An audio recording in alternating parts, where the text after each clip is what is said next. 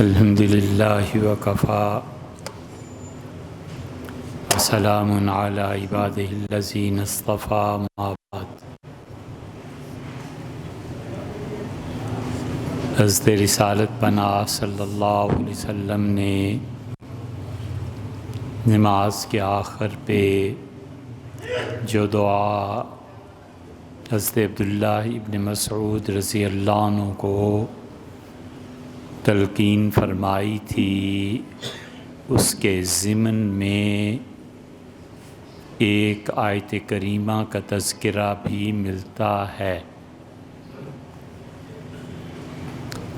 وگرنہ مستقلاً حضور صلی اللہ علیہ وسلم نے کسی کو نماز کے آخر پہ کسی قرآنی آیت کی تعلیم دی ہو یہ نہیں ہے۔ اب یہ دعا اوپر سے چلتی چلی آتی ہے اور انہیں یہ تلقین فرمایا کہ نماز کے آخر پہ جو دعا مانگیں اسے یہاں سے شروع کریں کہ اللہم انی اسألک، اللہ میں آپ سے مانگتا ہوں، من الخیر کلہ، ہر وہ چیز جو خیر پر مبنی ہے، جو کچھ کہ میں جانتا ہوں اور جو کچھ کہ میں نہیں جانتا۔ تو اس لیے علی الاطلاق خیر کی دعا سے چلتے چلتے پھر آخری حصے میں فرمایا کہ ربنا آتنا فی الدنیا حسنہ وفی الآخرۃ حسنہ، اللہ اس دنیا میں بھی بھلائی نصیب فرما اور آخرت میں بھی بھلائی نصیب فرما۔ خیر کس چیز میں ہے یہ اللہ جانتا ہے، اور خیر کس چیز میں ہے کبھی فرد بھی جانتا ہے۔ فرد جس چیز کو خیر سمجھتا ہے اسے اس کا انجام یقینی طور پہ معلوم نہیں ہوتا، اور جس چیز کو انسان شر جانتا ہے اس کا انجام بھی یقینی طور پر اسے معلوم نہیں ہوتا۔ اللہ کی ذات اس کے لیے اسے خیر بنا دے یا شر بنا دے، یہ اللہ ہی کے علم میں ہے کہ کیا چیز اس کے لیے کس چیز کا باعث اور موجب بنے گی۔ چنانچہ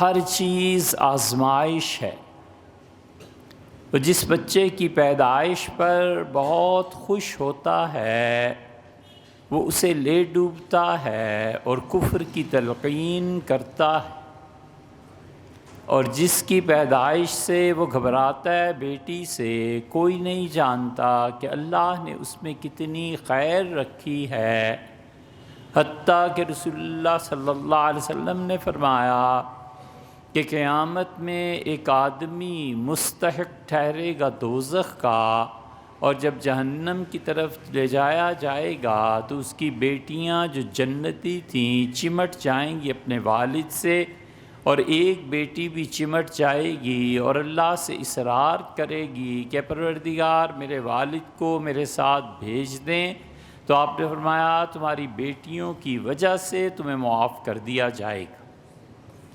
اب آدمی کیا سمجھتا تھا اور اس کا انجام کیا نکلا؟ تو انجام کار اللہ کے قبضے میں ہیں، یہ سب چیزیں آزمائش ہیں، بیٹے بھی آزمائش ہیں اور بیٹیاں بھی آزمائش ہیں، اور مال و دولت بھی آزمائش ہے، اور زمین اور گاڑیاں اور ہر چیز آزمائش ہے۔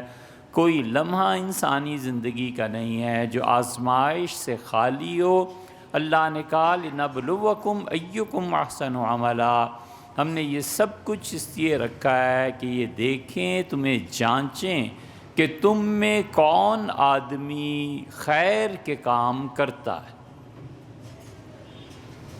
سب سے بہترین عمل کیا کون کرتا ہے؟ بہترین عمل یہ کرتا ہے کہ مسجد کا خیال رکھتا ہے، پانی کا خیال رکھتا ہے، جمعہ ہے، صفائی اور خوشبو کا خیال رکھتا ہے۔ حضور صلی اللہ علیہ وسلم نے فرمایا جب تم کسی شخص کو مسجد کے اعمال میں لگا ہوا دیکھو تو اس کے ایمان کی گواہی دو۔ ایک صحابی رضی اللہ عنہ کہتے ہیں کہ خیر ان سے پوچھی گئی تو انہوں نے کہا کہ تم خیر کی بات کرو، اچھائی کی، یا پھر خاموش زندگی گزارو، یہ خیر ہے۔ ایک آدمی سے پوچھا گیا اور حضور صلی اللہ علیہ وسلم کے سامنے تھا، اس نے بلکہ حضور صلی اللہ علیہ وسلم سے دریافت کیا تو نبی کریم صلی اللہ علیہ وسلم نے اس سے فرمایا کہ اپنے غصے کو قابو میں رکھو، یہ خیر ہے۔ اس نے کہا اللہ کے رسول اور بتا دیجئے۔ آپ نے فرمایا کہ امسک لسانک، غصے میں زبان نہیں کھولنی، غصے میں گفتگو نہیں کرنی، یہ خیر ہے۔ اسے تیسری مرتبہ پوچھا، پھر اسے فرمایا کہ جب غصہ آ جائے تو پھر چپ رہنا ہے، یعنی حالت بدل لینی ہے۔ فرمایا یہ خیر۔ ہر آدمی کے خیر کے مدارج دوسروں سے مختلف ہوا کرتے ہیں، اس لیے خیر کس درجے کی ہوتی ہے، کس کے پاس ہوتی ہے، یہ بھی اللہ کی توفیق ہے کہ خدا کس کو خیر کے ساتھ سرفراز فرماتا ہے۔ حضور صلی اللہ علیہ وسلم من نشا فی عبادت اللہ، اور جس شخص نے اپنی جوانی خدا کی عبادت میں جد و جہد میں گزاری اور اپنے آپ پہ قابو پانے میں گزاری، قیامت میں وہ اللہ کے عرش کے نیچے جگہ دیا جائے گا، جبکہ عرش کے علاوہ کہیں کوئی سایہ نہیں ملے گا۔ اب اس کے لیے بتا دیا کہ یہ خیر ہے۔ اس لیے زندگی میں جو چیزیں طے کرنے کی ہوتی ہیں کہ میں نے یہ کرنا ہے اور یہ نہیں کرنا، اصولی فیصلے کوئی بھی آدمی جب کرتا ہے تو اصولی فیصلہ کرنا پڑتا ہے کہ میں نے یہ کام کرنے ہیں اور یہ کام نہیں کرنا، بس قصہ ختم اور چھٹی ہوئی۔ میں ہمیشہ خیر کے کام کروں گا اور لوگوں کے لیے میں ہمیشہ خیر کا باعث بنوں گا اور میں شر میں حصہ نہیں لوں گا۔ بس ایک مرتبہ فیصلہ کر لیا، اب زندگی بھر اس پہ عمل کرتا رہے، وگرنہ شر بھی ہے اور خیر بھی ہے۔ اللہ نے فرمایا کہ کُلًّا نُمِدُّ ہَٰؤُلَاءِ، ہم لوگوں تم میں سے ہر آدمی کو آسانیاں دیتے ہیں جو اللہ سے آخرت طلب کرتا ہے اس کی، وَہَٰؤُلَاء، اور انہیں بھی، وَمَا كَانَ عَطَاءُ رَبِّكَ مَحْظُورًا، اور تیرے پروردگار کی دی ہوئی ڈھیل پر، اس کی دی ہوئی مہلت پر کوئی پابندی نہیں لگا سکتا۔ ہَٰؤُلَاءِ وَہَٰؤُلَاء، ادھر چلے جاؤ ادھر چلے جاؤ، وَمِنْكُمْ كَافِرٌ وَمِنْكُمْ مُؤْمِنٌ، تم میں سے کچھ ہمارے ساتھ کفر کرتے ہیں لوگ، کچھ لوگ ایمان لاتے ہیں۔ کھلی چھٹی ہے، جو مرضی کرو، کوئی تمہیں روک ٹوک نہیں ہے، اس کو کر لو، اس کام کو نہیں کرتے تو اس کو کر لو۔ اختیار دیا ہے انسان کو، اسی لیے اللہ سے دونوں جہانوں میں خیر مانگتے رہنا چاہیے۔ حضور صلی اللہ علیہ وسلم نے کمال کی بات ترمذی میں آتی ہے ارشاد فرمائی، عرض کیا گیا اللہ کے رسول کیا مانگیں؟ تو آپ نے فرمایا دو چیزیں اللہ سے مانگا کرو، ایک عافیت کہ اللہ خیر رکھے، ایکسیڈنٹ سے، حوادث سے، ذہنی پریشانیوں سے، تکالیف سے اللہ بچائے، ایک، اور دوسرے فرمایا یقین مانگو، اللہ کی ذات کا یقین، اس کے بھروسوں کا، اس کے وعدوں کا یقین کہ جو اس نے کہا ہے یہ ہو کر رہے گا، میں دیکھنے والا ہوں یا نہ ہوں، یہ جو اس نے کہا ہے نا یہ قطعی اور حتمی بات ہے، وہ کیا کرے گا، کیسے کرے گا۔ ان ربی لطیف لما یشاء، میرا پروردگار بہت باریک چالیں چلتا ہے۔ جیسے یوسف علیہ السلام نے فرمایا، جن کو بھائی پھینک آئے تھے مرنے کے لیے، انہوں نے کہا کہ اس نے مجھے یہاں مصر میں حکمرانی دے دی، ان ربی لطیف، میرا پروردگار بہت باریکی سے کام کرتا ہے، خبر ہی نہیں ہوتی کسی۔ اسی لیے انبیاء علیہ السلام اللہ تعالیٰ کی صفات کو سوچنے کی دعوت دیتے رہے۔ اللہ کے جتنے صفاتی نام ہیں انہیں پڑھتے رہنا چاہیے، خدا کے 99 نام، 100 سے زیادہ نام، کوئی اس کی حد متعین نہیں ہے۔ انہیں روز ایک مرتبہ پڑھنا چاہیے۔ اسی لیے سورہ ہود کو آپ پڑھیں۔ اس سورہ ہود میں اللہ تعالیٰ نے اپنے متعلق جو کچھ کہا ہے انبیاء علیہ السلام کی زبانی، قرآن میں اور کہیں نہیں آیا۔ نبی بتاتے ہیں انبیاء علیہ السلام ان ربی رحیم ودود، وہ کہتا ہے میرا پروردگار بہت رحم کرنے والا ہے اور میرا پروردگار بہت محبت کرنے والا ہے۔ اس کی محبتوں کا عالم ہے اور اس کی محبتیں انسان کو گھیر لیتی ہیں، چمٹ جاتی ہیں انسان کے ساتھ، اتنی محبتیں وہ دیتا ہے اور ایک چیز برداشت نہیں کرتا، وہ کہتا ہے میری محبت میں کوئی شریک نہیں ہونا چاہیے، میں تمہارا ہوں اور تم میرے ہو، تم میری طرف ایک قدم آتے ہو میں 10 قدم تمہاری طرف آتا ہوں، تم مجھے ایک مرتبہ یاد کرتے ہو میں تمہیں 10 مرتبہ یاد کرتا ہوں۔ رسول اللہ صلی اللہ علیہ وسلم اللہ نے کہا کہ تم مجھے گناہگاروں کے درمیان یاد کرتے ہو اور میں پاکیزہ فرشتے اور ارواح وہاں پہ تمہیں یاد کرتا ہوں۔ یہ اللہ کی محبتیں ہیں۔ ان ربی رحیم ودود، میرا پروردگار بہت رحم کرنے والا ہے، ودود محبت کرنے والا ہے، جس سے محبت کی جاتی۔ اس لیے جتنے بھی لوگ دنیا میں نفرتیں پھیلاتے ہیں، چاہے وہ پیسے کے نام پہ نفرت پھیلائیں، چاہے وہ حسد کے نام پہ نفرت پھیلائیں، اور چاہے مذہب کے نام پر نفرتیں پھیلائیں، ان نفرتوں کے پھیلانے کا اور ان مذہب کی بنیاد پہ جبر اور تشدد کرنے کا انجام کبھی اچھا نہیں ہوتا۔ ہمیشہ جہاں پر جبر کیا جائے گا مذہب پر، اس کا فائدہ سیکولرزم کو پہنچے گا۔ جتنا مذہب پہ جبر ہوگا اس کا فائدہ سیکولرزم کو پہنچے گا۔ اس لیے جو لوگ اپنی اولادوں پہ، اپنے گھروں میں، اپنے محلوں میں دین جبر کے ذریعے نافذ کرنا چاہتے ہیں، انہیں پتہ نہیں ہے وہ کتنا خطرناک کھیل کھیل رہے ہیں۔ اس کا نتیجہ یہ نکلے گا کہ جب ان لوگوں کو آزادی ملے گی، یہ مذہب کیا چھوٹے اور بڑے سب کو روند کے رکھ دیں گے، کوئی ادب اور تمیز نہیں رہتی، اور یہ سارا بیجا ہوا ان کا ہے جنہوں نے نفرت کے بیج بوئے تھے۔ اس لیے نفرتوں کے رویے یہ کوئی چھوٹی چیز نہیں ہے۔ ابن عربی رحمۃ اللہ نے بحث کی ہے، اور ابن عربی رحمۃ اللہ علیہ کو پڑھنے والے ہی نہیں رہے۔ ابن عربی ہیں، مثنوی ہے، ہم پورے وثوق اور یقین سے کہتے ہیں کہ خدا کی کتاب کے بعد، قرآن کے بعد دنیا میں کوئی ایسی چیز نہیں ہے، کسی بھی زبان میں، کسی بھی مذہب میں کوئی ٹیکسٹ، کوئی متن ایسا نہیں جو مثنوی کا مقابلہ کر سکے۔ کوئی چیز ہی نہیں ہے جو مثنوی کا مقابلہ کر سکے معروم کی مثنوی، ابن عربی، اور وہ فرید الدین عطار، اور چوتھے وہ علامہ اقبال، یہ سب لوگ اس بلند درجے کے آدمی تھے۔ فارسی اور عربی میں انہیں پڑھیں تو احساس اٹھتا ہے اندر سے کہ ابن عربی جیسا دماغ بھی کوئی پیدا ہوا تھا، اس جیسا متقی، اور مسئلہ یہ ہے کہ اس سے سارے لوگ نفرتوں کے انبار لگائے ہوئے ہیں۔ جی چاہتا ہے کبھی کہ ہم اس کے نظریات پہ بات کریں، ابن عربی کے اور معروم کے، انہوں نے کیا نظریہ دیا اور کس طرح کے وہ صوفی تھے۔ اس لیے کہ ان لوگوں کو عرفان نظری حاصل تھا۔ اللہ کی معرفت کی دونوں قسمیں ہیں، ایک ہے عملاً اللہ کی معرفت، ذکر، اذکار، مراقبات، حتیٰ کہ مراقبہ ذات اور یہ ساری چیزیں، اور ایک اس سفر کے دوران جو کچھ انہوں نے دیکھا وہ لکھا۔ یہ جو لکھا ہے نا، یہ ہے عرفان نظری۔ اس عرفان نظری کو جو لوگ نہیں سمجھ سکتے وہ اعتراض کرتے ہیں، وہ کہتے ہیں یہ کوئی نیا، ارے یار کچھ نہیں، یہ آپ ہی کا دین ہے۔ اس کے عمل کے نتائج انہوں نے مرتب کیے ہیں اور دیکھے۔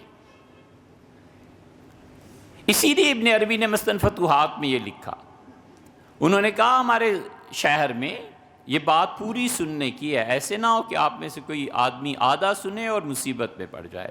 انہوں نے کہا ہمارے شہر میں وہ جو شیعہ ہے، میں نے اس کو عالم روحانیت میں سور کی شکل میں دیکھا۔ یہ انہوں نے لکھا، ختم ہو گئی بات۔ اور اس پہ جو فتنہ اٹھا اہل تشیع نے ابن عربی کو کافر قرار دیا۔ حتیٰ کہ اس تحریر کے بعد امام خمینی آئے۔ امام خمینی سیاسی اعتبار سے لوگ دیکھتے ہیں، لوگ یہ نہیں جانتے کہ امام خمینی نے 10 سال سے زیادہ اس معرفت کو پڑھایا ہے تہران یونیورسٹی میں۔ یہ جو انقلاب ایران آیا تھا اس کو لانے والے کوئی چھوٹے سے لوگ نہیں تھے۔ ان کے زمانے میں ان کے دوست بہاؤالدین نے کہا، جب بادشاہ کے شدائد اور مصائب شدید ہو گئے تو بہاؤالدین نے سمجھایا اور اس سے کہا، حضرت میں نے ایک چیز دیکھی ہے، ایران کا انقلاب ضرور کامیاب ہوگا۔ ان کا کیا دیکھا ہے؟ اس نے کہا، میں نے ائمہ 12 ائمہ کو اور بڑے بڑے اولیاء کرام کو دیکھا ہے آپ کے اس انقلاب کے لیے دعا کرتے ہوئے، حتیٰ کہ خود خمینی نے پھر لکھا کہ ائمہ 12 رضی اللہ عنہم ان کی دعاؤں سے میرا یہ انقلاب کامیاب ہوا۔ خمینی نے ابن عربی کو پڑھایا اور پھر خمینی نے لکھا کہ انہوں نے ایک شیعہ کو دیکھا ہے، انہوں نے صحیح قرار دیا ہے، انہیں بتایا گیا کہ یہ بہت گناہ گار ہے، ایسا گناہ گار کوئی سنی بھی ہو سکتا ہے۔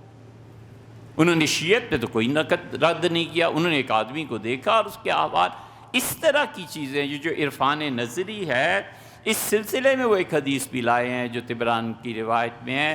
جی چاہتا ہے کبھی کہ آپ سے عرفان نظری پہ بات کریں کہ یہ ہوتا کیا ہے۔ امام تھے مولانا روم، امام تھے ابن عربی، امام تھے وہ فرید الدین عطار، اور حکیم سنائی رہے جاتے ہیں۔ کیا کہنے حکیم سنائی کے، ایسے ہی نہیں۔ سید سلیمان ندوی رحمۃ اللہ نے لکھا کہ علامہ اقبال، میں اور ایک اور صاحب تھے، ہم تینوں جب گئے تھے شاہ افغانستان کے دورے پہ تو میں تو فاتحہ پڑھ کے باہر آ گیا، میں نے علامہ اقبال کو دیکھا کہ حکیم سنائی کی قبر پہ وہ احترام میں بیٹھے نہیں اور تقریباً آدھا گھنٹہ ہاتھ باندھ کے مسلسل روتے رہے۔ حکیم سنائی کوئی معمولی آدمی تھے، اسی لیے اقبال بار بار کہتا ہے کہ وہ مولانا روم میرے مرشد مجھے یہاں لے گئے، یہاں لے گئے، یہاں لے گئے، پھر میرے مرشد مجھے جہنم میں لے گئے، مجھ سے کہا جہنم دیکھو اقبال کیسا ہے۔ یہ سب ان کی وہ روحانی چیزیں ہیں جنہوں نے خدا کی بندگی کے دوران یہ مناظر، خواب یا کوئی بھی چیز دیکھی ہے اور انہوں نے لکھ دی ہے۔ اب اس پہ اعتراض کیا ہے؟ ہمارے محترم غامدی صاحب، ان کے ہر طبقے، یار آپ چلیے تو صحیح نا اس راہ میں، چلنے کے بعد آپ کے یہ جھوٹ ہے۔ آپ جس رستے پہ چلے ہی نہیں ہیں سرے سے، آپ اس کے نتائج کو جھوٹ کیسے قرار دے سکتے؟ ہر آدمی جو اپنے فیلڈ کے علاوہ کسی چیز پہ فتوے اور قطعی بات کرتا ہے نا، یہ یا تو پرلے درجے کا جاہل ہے اور یا پھر فرعون ہے۔ دونوں میں سے کے بعد تیسرا مقام نہیں رہتا۔ ہم سے کوئی آ کے پوچھے کہ گردے میں تکلیف ہے کیا دوائی دیں گے، تو یا تو ہم پرلے درجے کے جاہل ہیں، اسے کہیں گے یہ کھاؤ اور یہ کھاؤ۔ یار ہمارا پیشہ، ہمارا فنی، ہم نے پڑھے ہی نہیں، طب کو میڈیکل نہیں پڑھی، میں کیوں؟ اور یا میں پھر فرعون بن گیا ہوں کہ میں چاہتا ہوں کہ ہر دنیا کے علم میں مجھ سے ہی رجوع کیا جائے۔ غلط بات۔ اس لیے عرفان نظری خیال آتا ہے کہ اس کی تشریح کریں تاکہ آپ حضرات جو زحمت کرتے ہیں، اتنی دور سے آتے ہیں، آپ کا بھی حق ہے۔ اللہ تعالیٰ پوچھے گا ہم سے بھی، اور ہم خدا کی پوچھ سے خدا کی پناہ مانگتے ہیں، لیکن پوچھے گا کہ یہ جو منبر تھا، یہ جو چیزیں تھیں، کیا سکھایا تم نے اور کیا لوگ آتے تھے انہیں سنائے۔ یہ نفرتیں اس طرح سے پھیلتی ہیں۔ طبرانی میں روایت آئی ہے، حضرت داؤد علیہ السلام خدا کے محبوب پیغمبر تھے۔ اللہ نے صرف ایک آدمی کے متعلق کہا ہے کہ انا جعلناک خلیفۃ فی الارض، تو زمین میں ہمارا نائب ہے داؤد۔ آدم علیہ السلام کے لیے خلیفہ کے لفظ استعمال نہیں کیا، یہ فرمایا ہے۔ وہ خلافت کا ذکر ہے قرآن میں، وہ پہلے پھر بعد میں آدم علیہ السلام کی تخلیق، وہ ہے الگ چیز ہے۔ ایک شخص کو کہا ہے کہ ہم نے تمہیں اپنا خلیفہ مقرر کیا ہے زمین میں، اور اللہ کی محبتیں اتنی زیادہ تھیں کہ حضرت آدم علیہ السلام نے جب ان کے سامنے روحیں پیش کی گئیں کہ یہ تمہارے بیٹے ہیں جنہیں نبوت ملے گی، انہوں نے انہیں دیکھا، اس روشن اور چمکدار چہرے کو، ان کا اللہ یہ کون ہے؟ تو اللہ نے کہا یہ تمہارے بیٹے داؤد ہیں علیہ السلام۔ حضرت داؤد علیہ السلام کے بہت مناقب، اور جب یہ پہلا شخص ہے یہودیوں میں، بنی اسرائیل میں، جن پر نبوت اور حکومت جمع ہو گئی، 600 کے قریب قبائل، قبیلہ در قبیلہ انہوں نے فتح کیا اور حکومت قائم کی، آخری عمر میں پہنچ کے عرض کیا کہ اللہ آپ کا گھر بنانا چاہتا ہوں۔ اللہ تعالیٰ نے فرمایا کہ نہیں ہو سکتا، ہم اجازت نہیں دیتے۔ حضرت داؤد علیہ السلام بڑے پریشان، عرض کیا کہ میرے پروردگار، میں نے کیا ایسا کام کر دیا جس سے آپ مجھ سے ناراض ہیں اور مسجد نہیں بنانے کی اجازت؟ تو ارشاد ہوا کہ میں ناراض نہیں ہوں، لیکن داؤد تمہارے ہاتھ خون سے رنگے ہوئے ہیں۔ یہ حدیث صرف اس شخص کو سمجھ میں آ سکتی ہے جس کو محبوب کی جدائی کی چوٹ لگی ہو، جس کو ٹھوکریں لگی ہو نا محبت میں، اور جس کا دل محبوب کی یاد میں کبھی تڑپا ہو نا، اس کو سمجھ آتی ہے، باقیوں کو نہیں آتی۔ فرمایا تمہارے ہاتھ خون سے رنگے ہوں۔ بڑے حیران ہوئے، عرض کیا ہے پروردگار، میں نے تو کبھی کسی کو نہیں مارا، یہ یہودیوں کے جو قبائل، ان کی بغاوتوں کے خلاف اس سرکشی کو جو کچلا ہے، وہ بھی آپ ہی کے حکم سے کچلا ہے، آپ ہی نے اجازت دی تھی۔ تو اللہ تعالیٰ نے فرمایا داؤد، ہے تو یہ سچ، جن کو تم نے قتل کیا ہے اجازت ہم نے ہی دی تھی، لیکن داؤد ہیں وہ بھی میرے ہی بندے جو تیرے ہاتھوں قتل ہو گئے، وہ بھی تو میرے ہی بندے تھے۔ اولاد کیسی نالائق کیوں نہ ہو، باپ کے دل پہ، ماں کے دل پہ چوٹ پڑتی ہے نا کہ بچہ ہے تو میرا ہی، اتنی محبت ہے ان نافرمانوں سے بھی۔ اسی لیے قرآن میں آتا ہے، اللہ تعالیٰ نے فرمایا کہ ہم جنات اور شیاطین کو حاضر کریں گے اور کافروں کو کھڑا کر کے کہیں گے کہ اضللتم عبادی ہؤلاء، میرے ان بندوں کو تم ظالموں نے گمراہ کر دیا تھا۔ آپ اندازہ کریں، یہ جو میرے بندے ہیں نا، یہ نسبت خدا نے کافروں سے بھی نہیں توڑی۔ کہا اضللتم عبادی ہؤلاء، میرے ان بندوں کو تم نے گمراہ کیا تھا نا۔ اتنی محبتیں۔ داؤد علیہ السلام نے عرض کیا کہ اللہ پھر میرے بیٹے سلیمان کو اجازت؟ تو اللہ نے فرمایا ضرور، ہم اس کو توفیق بخشیں گے اور وہ مسجد بنائے گا۔ اس لیے یہ محبتیں، یہ تعلق، یہ وفا نبھانا اور وفا کی یادگاروں کو قائم رکھنا، یہ انسانیت، یہ وہ وصف ہے جو اللہ کے ہاں بڑے اوصاف میں گنا جاتا ہے۔ یہ خیر کی چیز ہے، اس لیے اللہ سے خیر مانگے۔ وقنا عذاب، اللہ جہنم کی آگ سے بچا۔ یہ ایسی چیز ہے جہنم جس سے انبیاء علیہ السلام نے پناہ مانگی ہے۔ جنت اور جہنم ہے، صحیح ہے اس کی طلب بھی اور اس سے بچنا بھی، لیکن جو لطف بندگی میں ہے اور جو اللہ کے قرب میں ہے اور جو لطف اس کی معرفت میں ہے، جنت کی بڑی سے بڑی نعمت بھی وہ مزہ نہیں دیتی جو اللہ کی معرفت اور اللہ کا قرب اور اللہ کی بندگی میں جتنا آدمی دھستا چلا جاتا ہے، اتنا ہی وہ اس کائنات کے لوازمات سے بے نیاز ہوتا چلا جاتا ہے۔ مصیبت تو یہ جسم ہے، روح ہے، اس کا سفر ہے، اس کی رویت ہے، اس روح پہ وارد ہونے والی تجلیات ہیں، اس روح کا قرب ہے۔ وہ جو روح ہے نا اندر کی، وہ تڑپتی ہے اور پھڑکتی ہے، اور مالک جانتا ہے کہ کس کی یاد میں کون تڑپ رہا ہے، اس ایک محبت کے لیے۔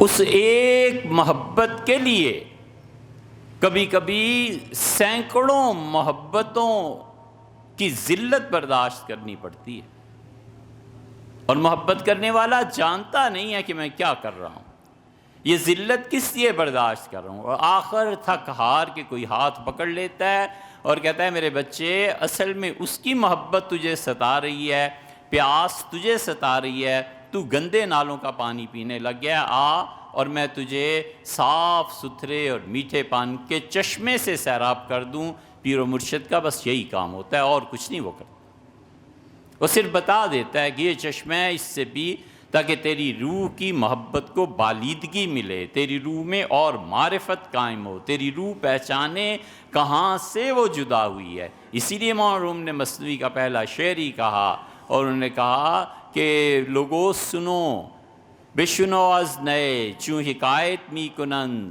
بانسری کی آواز سنو، وہ کیا کہانی تمہیں سنا رہی ہے، بس جدائی ہا شکایت می کنند، وہ شکایت کرتی ہے اور کہتی ہے مجھے کیوں آپ نے جدا کر دیا ہے، مجھے کیوں آپ نے اس دنیا میں بھیج دیا ہے، میں آپ کی محبت کی ماری ہوئی ان ذلتوں کی خاطر رہ گئی ہوں۔ روح کو تڑپ ہے کہ اس تک پہنچے، اور جسم اسے روکتا ہے کہ مت پہنچو۔ پھر جب روح کو آزادی ملتی ہے تو اس کے تصرفات اس جسم کے تصرفات سے زیادہ ہو جاتے،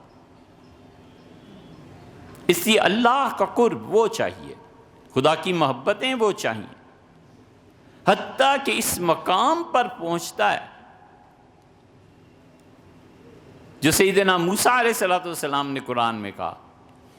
انہوں نے کہا یہ آدمی میرے ساتھ آئے ہیں طور پہ اور آپ نے انہیں موت دے دی، یہ میں لوگوں کو جا کے کیا بتاؤں گا کہ کیوں مر گئے، لوگ سارے میرے خلاف اٹھ کھڑے ہوں گے، میں کیا کہوں گا، ان ہی اللہ فتنۃ، یہ سب آپ کی آزمائشیں ہیں۔ حضور صلی اللہ علیہ وسلم نے خود بدر کے دن فرمایا اگر آپ چاہتے ہیں نا کہ آپ کی آئندہ اس دنیا میں عبادت نہ ہو، اللہم ان شئت لم تعبد، تو بس آج فیصلہ کر دیں پھر نہ ہو عبادت آپ۔ یہ محبت ہے، یہ انداز ہیں، یہ باتیں ہیں، یہ سارا اللہ کی معرفت کا سفر ہے۔ جہنم اس لیے برا ہے کہ وہاں پہنچ کر محبوب سے جدائی ہے، جہنم اس لیے برا ہے کہ وہ ایک ایسی جگہ ہے جہاں پہنچ کے اس کے سامنے شرمندگی کا سامنا ہے، تمہیں بھیجا کس لیے تھا، لے کے کیا آ رہے۔ اسی لیے اگلی آیت، اگلی چیز میں رسول اللہ صلی اللہ علیہ وسلم نے سکھایا اور کہا کہ اللہ سے مانگنا نماز کے آخر پہ، ربنا اننا آمنا فاغفر لنا ذنوبنا، اے اللہ ہم آپ پر ایمان لائے، فاغفر لنا ذنوبنا، اللہ ہمارے گناہ معاف کر دے۔ امام رازی نے اسے بہت عمدہ سمجھا، کیا کہنے رازی رحمۃ اللہ علیہ کے، کاش وہ تفسیر نہ لکھتے، آدمی فلسفے کے میدان کے تھے۔ فرمایا ربنا اننا آمنا، اے پروردگار ہم تجھ پر ایمان لائے اور ہمارے گناہ معاف کر دے۔ یہ نہیں کہا کہ ہم نے اعمال صالح کیے، اچھے اعمال کیے تجھے راضی کرنے خوش کرنے کی، نہ، اللہ نفس ایمان ہے محفوظ اور اس ایمان کی وجہ سے معافی دے دے۔ ایمان اتنی بڑی چیز ہے، ایمان اتنی بڑی چیز ہے کہ کفر کے سب کھیڑوں کو ختم کر دیتا ہے جب آدمی، تو پھر بڑے سے بڑا گناہ بھی ایمان کی وجہ سے دھل جاتا ہے۔ اسی لیے تو رسول اللہ صلی اللہ علیہ وسلم ایک طویل حدیث پہ فرمایا، اس کے آخر پہ کیا آتا ہے کہ فرشتے عرض کرتے ہیں کہ اللہ ساری زندگی اوپر سے نیچے تک تیری نافرمانیاں، اور وہ مایوس ہو جاتا ہے جہنم جانے کے لیے، اس کا خیال ہوتا ہے کہ اب تو پھینکیں گے، اور ارشاد ہوتا ہے کہ ایک تمہاری نیکی ہمارے پاس ہے، اور اس کا وہ پرزہ لا الہ الا اللہ رکھا جائے گا، اور وہ سارے جتنے گناہوں کے دفتر اور کاپیز تھیں وہ سب کی سب اڑا دی جائیں گی۔ اس ایمان میں اتنی طاقت ہے، اللہ کو مانتا تو ہے نا، اس لیے یہاں پر کہا ربنا اننا آمنا فاغفر لنا ذنوبنا، اللہ ہمارے وکفر عنا سیئاتنا، اور اے اللہ ہمارے گناہوں کو دھو ڈال۔ نیکی گناہ کو ختم کر دیتی ہے۔ ہم اہل سنہ کا عقیدہ ہے کہ سوائے کفر کے باقی کوئی گناہ ایسا نہیں جو نیکی کو دھو دے۔ ایک آدمی شراب پیتا ہے وہ اپنے مقام پہ ہے، نماز پڑھتا ہے وہ اپنے مقام پہ، اس کی شراب اس کی نیکیوں کو ختم نہیں کرے گی۔ کوئی گناہ ایسا نہیں ہے جو انسان کی نیکی کو ختم کرے۔ یہ تصور جاہلانہ تصور ہے کہ تم یہ گناہ کرو گے تمہاری نیکیاں کم ہو جائیں گی، یہ ہو جائے گا۔ اہل السنہ کا ہمارا یہ عقیدہ ہے، یہاں پہ پہنچ کے اہل تشیع کا عقیدہ ہے کہ وہ کہتے ہیں کہ گناہ نیکی کو ختم کر دیتے ہیں۔ ہم کہتے ہیں کوئی گناہ سوائے شرک ایسا نہیں ہے جو نیکی کو ختم کرے، اس لیے کوئی بھی آدمی جو نیکی کرتا ہے ہمیشہ کے لیے محفوظ ہے جب اللہ اسے قبول کر لے۔ نیکی ہوتی وہ ہے جب اللہ قبول کر لے۔ تو یہ نیکیاں یہ گناہوں کو دھو دیتی ہیں، گناہ نیکیوں کو ختم نہیں کرتے۔ اسی کا قرآن خود کہتا ہے، اللہ تعالیٰ نے فرمایا ہمارے بندے ایسے بھی آئیں گے جو شدید گناہ گار، یبدل اللہ سیئاتہم حسنات، اللہ ان کے گناہوں کو بدل کے انہیں نیکیاں دے دے گا۔ 1000 گناہ کیے تھے، اس لیے جو کوئی گناہ بار بار کرتا رہتا ہے نا، اتنی جلدی فتوے لگانے کی ضرورت نہیں ہوتی، کیا پتہ یہ انہی خوش نصیبوں میں سے ہو، اس لیے گناہ زیادہ تقدیر میں لکھے گئے کہ ہمارے پاس آئے گا تو اتنی زیادہ نیکیاں بھی سے دے دے گی۔ ہوش سے بات کرنی چاہیے، اس لیے اللہ کے ہاں اس کی محبت دھو ڈالے گی ان چیزوں۔ اسی لیے فرمایا کہ میرے بندے ایسے ہیں، یہاں بھی وہ کفر عنا سیئاتنا، اللہ ہماری نیکیوں کو اتنا بڑھا دے، مفہوم یہ ہے کہ ہمارے گناہ ہماری نیکیاں دھو ڈالیں۔ اللہ کا عجیب قانون ہے، آپ کو کئی مثالیں دی جا سکتی ہیں، آپ دیکھتے نہیں، حضرت حمزہ رضی اللہ عنہ کو وحشی رضی اللہ عنہ نے شہید کر دیا۔ وحشی فتح مکہ پہ ایمان لائے، اور رسول اللہ صلی اللہ علیہ وسلم یہ واحد آدمی ہے جس سے کہا کہ وحشی آپ کا ایمان ٹھیک ہے، سب چیزیں، مگر میرے سامنے نہ آیا کریں، آپ آتے ہیں تو چچا یاد آ جاتے ہیں۔ یہ حضرت حمزہ رضی اللہ عنہ سے رسول اللہ صلی اللہ علیہ وسلم کی انتہائی محبت تھی۔ اور وحشی کہتے تھے میں اس فکر میں رہا کہ اب اسلام لے آیا ہوں، کاش کوئی اتنا ہی بڑا عمل ہو جائے، حتیٰ کہ حضرت ابوبکر رضی اللہ عنہ مجھے جنگ یمامہ میں بھیج دیا، اور میں نے اسی نیزے سے جس سے حمزہ رضی اللہ عنہ کو شہید کیا تھا، وہ جو جھوٹا نبوت کا مدعی تھا مسیلمہ کذاب، اسی نیزے سے میں نے اسے بھی قتل کیا۔ اللہ کا عجیب نظام۔ تو نیکیاں گناہوں کو ختم کر دیتی ہیں، گناہ نیکی کو ختم نہیں کرتا۔ وَتَوَفَّنَا مَعَ الْأَبْرَارِ، اور اے پروردگار ان کے ساتھ اٹھایا جاؤں جو تیرے بہت نیک بندے تھے۔ اللہ کے نیک بندوں کی معیت، اللہ کے کسی نیک بندے کی قبر کے قریب جگہ کا مل جانا، اللہ کے کسی نیک بندے کے احاطے میں جہاں وہ دفن ہے وہاں پہ یہ بہت بڑے اعمال میں سے ہے اور مغفرت کا سبب۔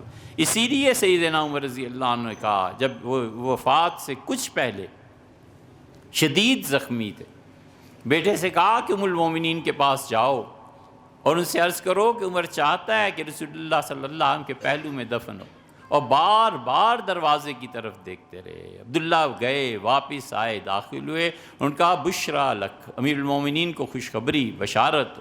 سیدنا عمر رضی اللہ عنہ کا اکبر ہمی، ساری زندگی اس فکر میں گزری کہ کبھی رسول اللہ صلی اللہ علیہ وسلم کے ساتھ مجھے بھی لیٹنا نصیب ہوگا۔